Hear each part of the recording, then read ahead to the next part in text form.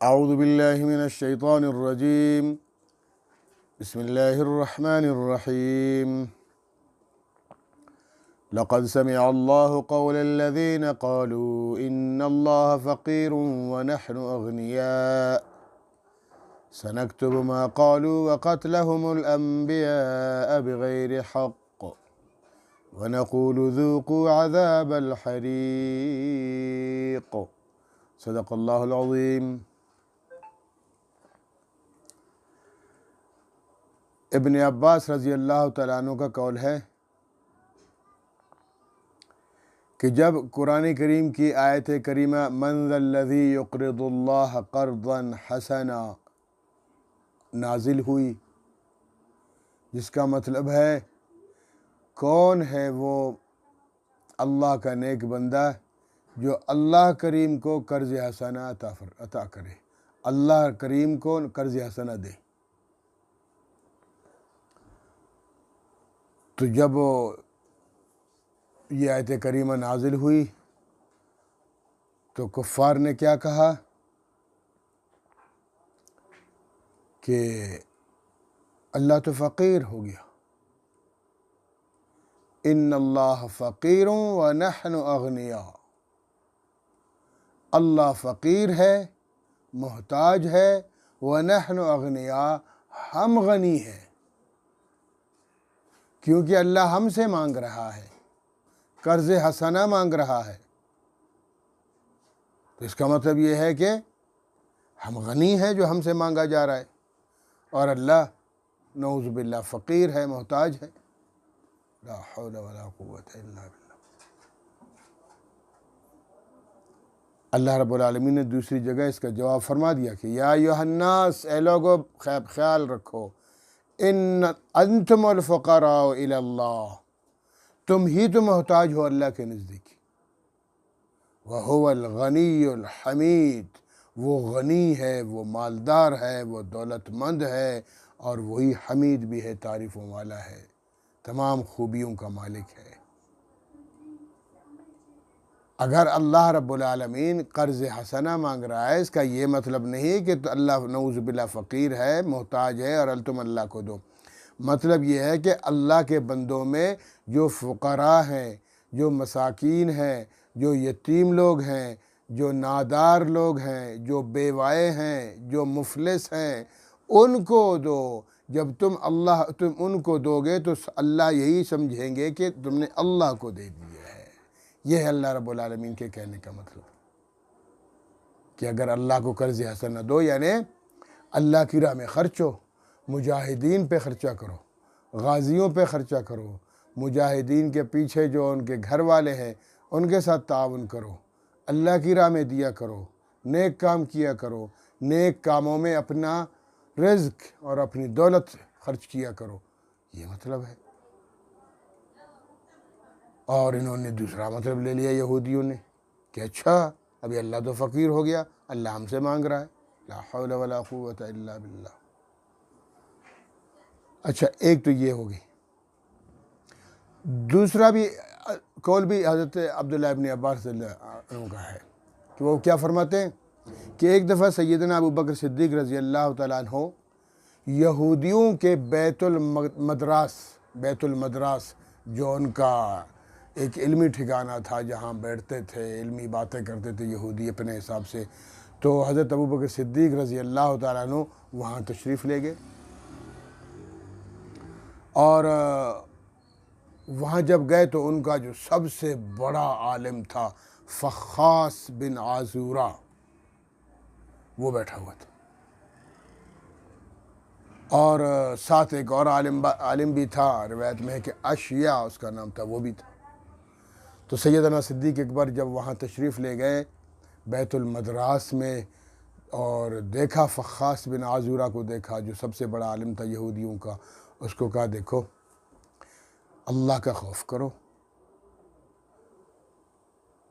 پوری زندگی تم نے اللہ کی بغاوت میں گزار دی ہے، اب توبہ کرو، اللہ سے معافی مانگو، اللہ رب العالمین کی بارگاہ میں استغفار کرو اور ایمان لے آؤ، اللہ رب العالمین پر بھی ایمان لے آؤ، حضرت محمد رسول اللہ صلی اللہ تعالی وسلم کی ذات عالیہ پر بھی ایمان لے آؤ، کیونکہ اللہ کے رسول صلی اللہ علیہ وسلم کی صفات کا تذکرہ، ان کے فضائل کا تذکرہ، ان کی خوبیوں کا، ان کی ساری نشانیاں تمہاری تورات اور انجیل وغیرہ میں بھی وہ سب کچھ لکھا ہوا ہے، تو ایمان کیوں نہیں لاتے ہو؟ لے آؤ نہیں۔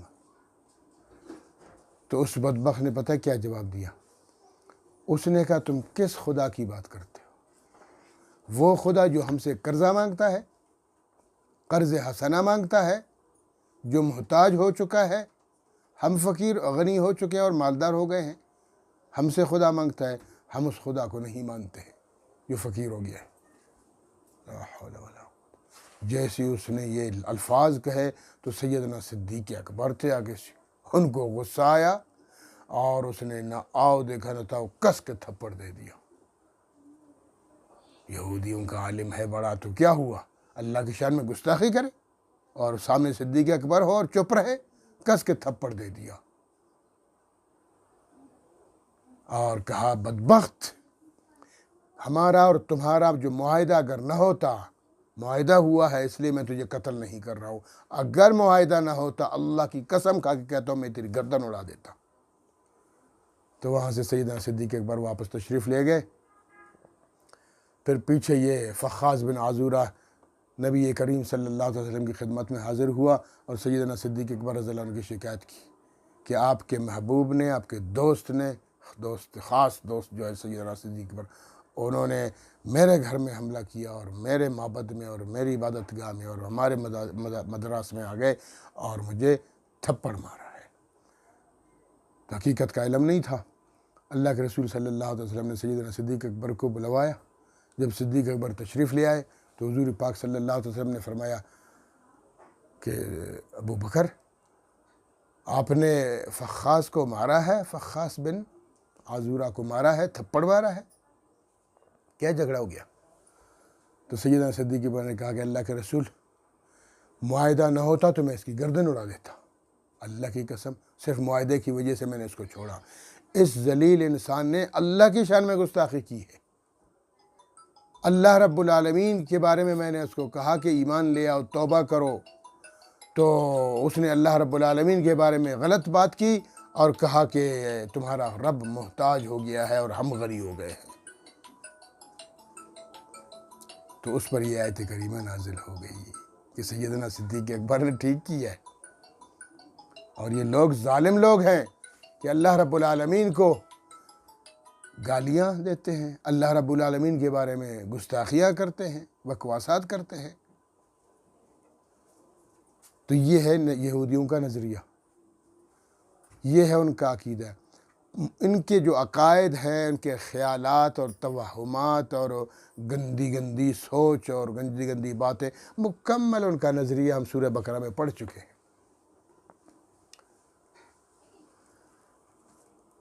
تو اس لیے اللہ رب العالمین نے فرمایا لقد سمع اللہ، یقیناً سن لیا اللہ رب العالمین نے، قول بات، اللہ نے بات سن لی، الذین ان لوگوں کی یعنی یہودیوں کی، قالو جو کہنے لگے، ان اللہ فقیر، اللہ فقیر ہے، اللہ محتاج ہے، العیاذ باللہ، ونحن اغنیاء، اور ہم غنی ہیں، ہم مالدار ہیں، کیونکہ اللہ ہم سے مانگ رہا ہے۔ تو اللہ تعالیٰ اس کا جواب دوسری آیت میں دے دیا کہ یا ایھا الناس انتم الفقراء الی اللہ، لوگو تم ہی محتاج ہو اللہ کے نزدیک، تمہارے سارے دولت مند جمع ہو جائے، قارون جیسا دولت مند بھی آ جائے تو اللہ کی دولت کے سامنے تمہاری دولت زیرو ہے، کچھ بھی نہیں ہے، اللہ غنی ہے۔ اور اگر اللہ تم سے قرض حسنہ مانگ رہا ہے، اس کا یہ مطلب ہرگز نہیں ہے کہ اللہ نعوذ باللہ محتاج ہے۔ اللہ اپنے بندوں کے بارے میں فرماتے ہیں کہ تمہارے مالدار تم ہی تو ہو نا، تمہارے ہی رشتہ دار ہے، تمہارے ہی پڑوسی ہے، تمہارے ہی قریبی لوگ ہیں، ان کو دو۔ جب تم اپنے بندوں کو، اپنے رشتہ داروں کو، جن میں یتیم بھی ہے، جن میں بیوائیں بھی ہے، جن میں مسکین اور محتاج بھی ہے، ان پہ خرچہ کرو گے تو اللہ رب العالمین، یوں سمجھو کہ تم نے اللہ رب العالمین کو قرضہ دے دیا، یہ مطلب ہے۔ اور انہوں نے الٹا مطلب لے لیا، نعوذ باللہ۔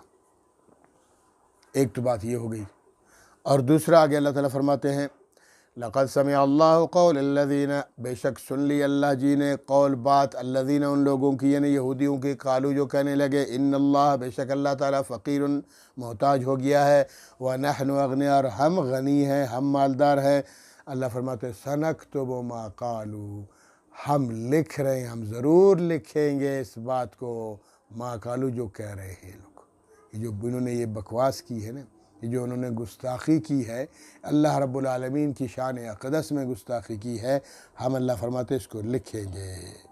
ایک اس بات کو لکھیں گے، اور ایک بات اور بھی ہم لکھ چکے ہیں، وہ کیا ہے؟ وَقَتْلَهُمُ الْأَنْبِيَاءَ بِغَيْرِ حق، انبیاء کرام کو ان ظالموں نے قتل کر دیا، بہت سارے انبیاء کرام کو قتل کیا۔ ایک روایت میں ہے کہ 400 انبیاء کو یہودیوں نے قتل کر دیا ہے۔ کسی بھی نبی سے یہ خوش نہیں تھے، ان کا اپنا نبی اور جلیل القدر نبی اور جلالی نبی اور بڑے پیغمبر اور تیسرے درجے کے بڑے پیغمبر سیدنا موسیٰ علیہ السلام، ان کو بھی نہیں مانتے تھے، وہ عجیب و غریب الٹے سیدھے سوالات کرتے تھے ان سے، لیکن چونکہ ان کا بس نہیں چلتا تھا موسیٰ علیہ السلام کے سامنے، پھر سر تسلیم خم کرتے تھے لیکن اعراض کرتے تھے، مانتے نہیں تھے، نافرمانی کرتے تھے۔ ہارون علیہ السلام کو تو پوچھتے بھی نہیں تھے، اور بعد میں جتنے انبیاء آتے گئے، جہاں ان کا بس چلتا تھا اس نبی کو قتل کرتے تھے، اور جہاں بس نہیں چلتا تھا کم از کم جھٹلاتے ضرور تھے، اور حجب کرتے تھے، توہین کرتے تھے، اور گستاخیاں کرتے تھے انبیاء کرام کی۔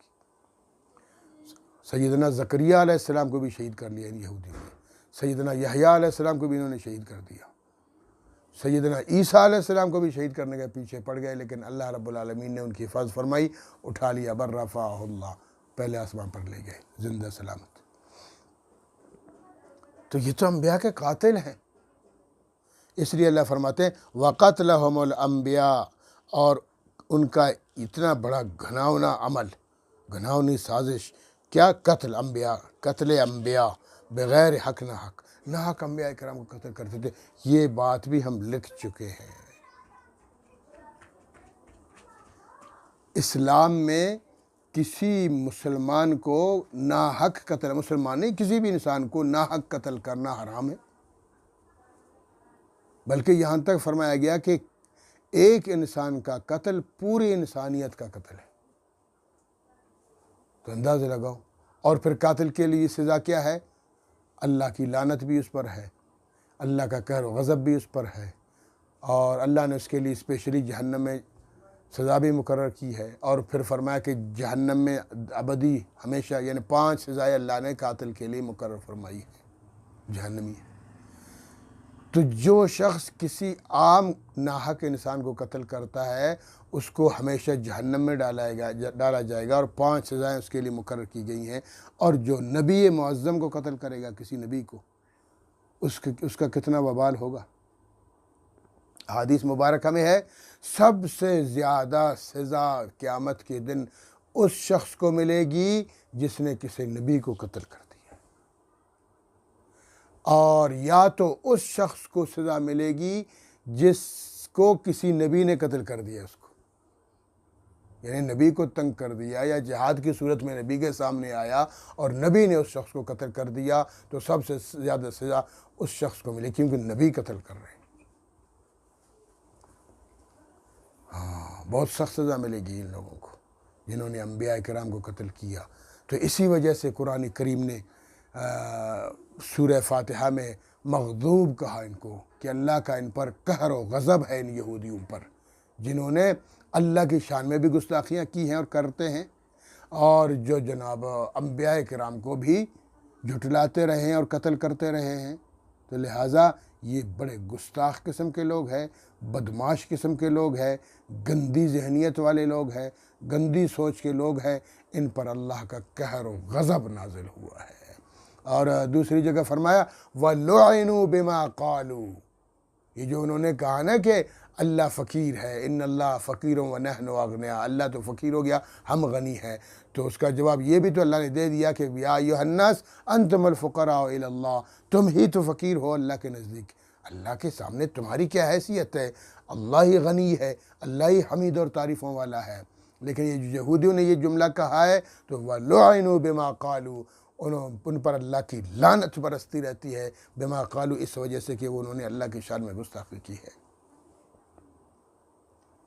کہتے تھے نا کہ لوگوں دیکھو اللہ کو، دیکھو اللہ کنجوس ہو گیا، نعوذ باللہ، کہ اللہ کے ہاتھ، اللہ کی مٹھی بند ہو گئی، اللہ بخیل ہو گیا۔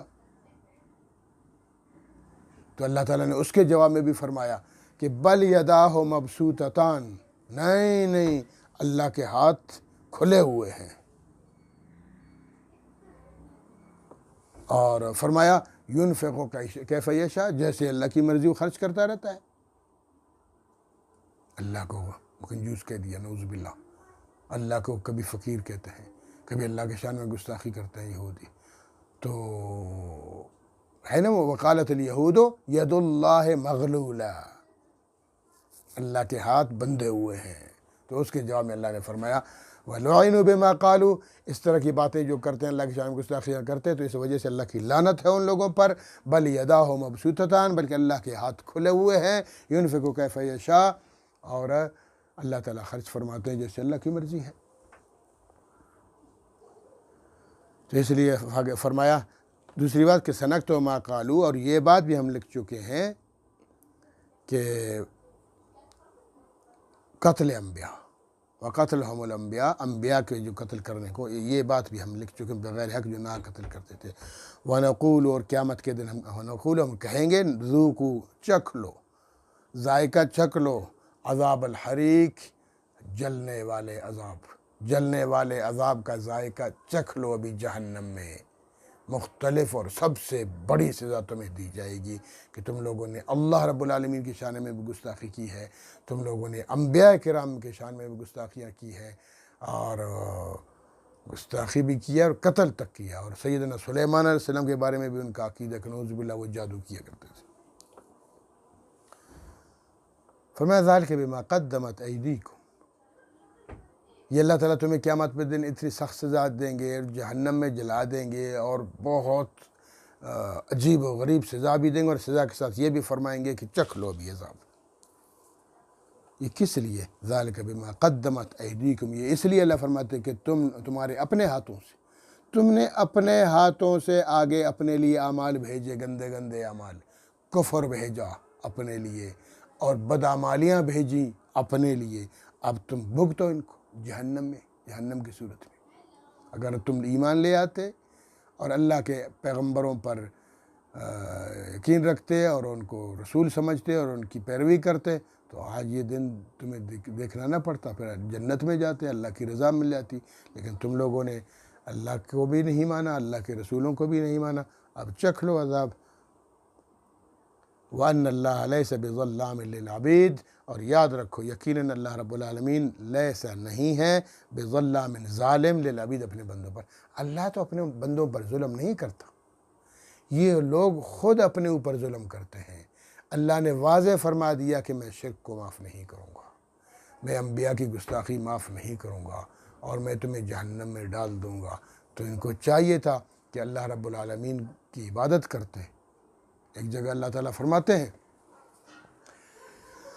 وما قدر اللہ حق قدرہ، انہوں نے اللہ کی قدر نہیں کی جیسے قدر کرنے کا حق ہے۔ جیسے قدر کرنے کا حق تو ہم بھی نہیں کرتے بھائی، ہمارے مسلمان بھی ہے، اللہ معاف فرمائے، کہ بس جناب مزارات پہ جاتے ہیں، ان کا سجدہ کرتے ہیں۔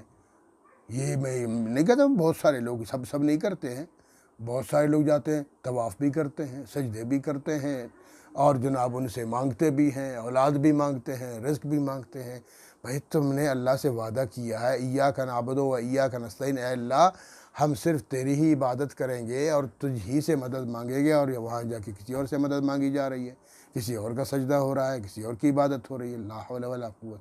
تو ہمارے مسلمان کرتے کدھر گیا اللہ تعالیٰ؟ اللہ نے یہ جو گلہ کیا ہے نا، گلہ شکوہ کر دیا ہے، وما قدر اللہ حق قدری، لوگوں تم لوگوں نے میری قدر نہیں کی ہے جیسے کہ قدر کرنے کا حق ہے۔ اور بہت سارے لوگ تو اللہ معاف فرمائے سید یہ شیخ عبد القادر جیلانی رحمۃ اللہ علیہ بہت بڑے ولی کامل گزرے ہیں، بہت نیک انسان گزرے ہیں، بڑی کرامات ہیں انہیں، لیکن آج کل کے لوگ کچھ مولوی، کچھ جاہل قسم کے مولوی جناب ایسے گندے گندے واقعات اور گندی کرامتیں اپنی طرف سے پتہ نہیں کہاں کہاں سے نکال کے پیش کرتے ہیں، جن سے اللہ کی بھی توہین ہو رہی ہوتی ہے اور جن سے پیغمبر اسلام صلی اللہ علیہ وسلم کی بھی توہین ہو رہی ہوتی ہے۔ اللہ سے بھی بڑھا دیتے ہیں شیخ عبد القادر جیلانی رحمۃ اللہ علیہ کو، نبی مکرم صلی اللہ علیہ وسلم سے بھی بڑھا دیتے ہیں، ایسی گستاخیاں کرتے ہیں۔ کیا یہی حق ہے؟ وہ اللہ کے ایک بندے تھے، اللہ کی مخلوقات میں سے ایک ہے۔ ایک شیخ عبد القادر جیلانی کی کیا حیثیت ہے صحابہ کرام کے سامنے؟ یہ تو اہل سنت والجماعت کا عقیدہ ہے کہ لاکھ عبد القادر جیلانی رحمۃ اللہ علیہ مل جائیں، ایک ادنا سے صحابہ کے برابر نہیں ہو سکتا۔ تو پھر انہوں نے جناب ایسی غلط باتیں کر کے رسول اعظم صلی اللہ علیہ وسلم سے بھی حضرت شیخ عبد القادر جیلانی رحمۃ اللہ علیہ کی فضیلت بڑھا دی ہے، اللہ سے بھی شان بڑھا دی ہے۔ تو کیا؟ تو اس لیے تو اللہ تعالیٰ فرماتے ہیں وما قدر اللہ کا قدری، تم لوگوں نے اللہ کی قدر نہیں کی جیسے اللہ کی قدر کرنی چاہیے تھی۔ ایک دفعہ میں نے بھی یہ بات کی ہے کہ یہ جو کچھ لوگ ہوتے ہیں نا عارف باللہ، اللہ کو پہچاننے والے لوگ، یہ بڑے کم لوگ ہوتے ہیں دنیا میں جو اللہ کو صحیح معنوں میں سمجھتے ہیں، اللہ کی معرفت جانتے ہیں کہ اللہ کون ہے۔ ہم تو بس یہی ہے کہ ہمارے اساتذہ نے ہمیں جو پڑھایا کہ اللہ وحدہ لا شریک ہے، اس کا کوئی ثانی نہیں ہے، اس کا کوئی ہمسر نہیں ہے، اس جیسا کوئی نہیں ہے، وہ نہ کھاتا ہے، نہ پیتا ہے، نہ سوتا ہے، نہ جاگتا ہے، نہ بھوک لگتی ہے، نہ پیاس لگتی ہے، نہ اونگ آتی ہے، نہ نیند آتی ہے۔ ان عیبوں یہ سارے عیب ہیں اور اللہ ان عیبوں سے پاک ہے۔ بس اس سے بڑھ کر ہمیں کیا پتہ ہے اللہ کے بارے میں؟ لیکن وہ جو عارف باللہ ہوتے ہیں وہ اللہ رب العالمین کو صحیح معنوں میں سمجھتے ہیں۔ عارف باللہ کجا؟ تو ہم تو یہاں اللہ تعالیٰ کے ساتھ شرک بھی کرتے ہیں اور اللہ کی قدر بھی نہیں کرتے ہیں، تو اس لیے اللہ فرماتے ہیں وما قدر اللہ کا قدر ہی۔ اللہ رب العالمین ہمیں اپنی قدر کرنے کی توفیق عطا فرمائے۔ اللہ رب العالمین ہمیں رسول اعظم صلی اللہ علیہ وسلم کی مکمل اطاعت و فرمان برداری اور پیروی کرنے کی توفیق عطا فرمائے۔ وآخر دعوانا ان الحمد للہ رب العالمین۔